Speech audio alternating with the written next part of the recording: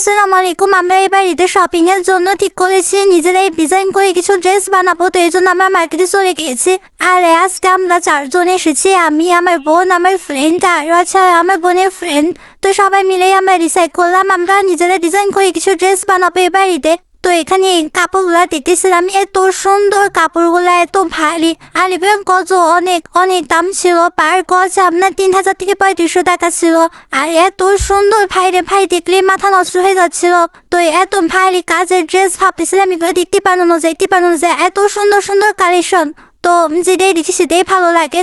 তো তারপরে আমরা রিসার্চ করতেছিলাম কোনটা নেওয়া যায়, আর আমাদের জন্য কোনটা নিবো, বাচ্চাদের জন্য কোনটা নিবো, কি বানাবো। তো সবকিছু মিলাই খুবই আমরা ডিস্টার্ব ছিলাম। এরপরে যা হয়েছে নিয়েছি।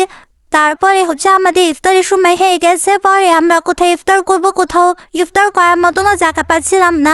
এই যে আমাদের শপিং মোটামুটি হয়ে গেছে, এখানে ইফতার করার জায়গা খুঁজতে হবে। আল্লাহ হাফেজ।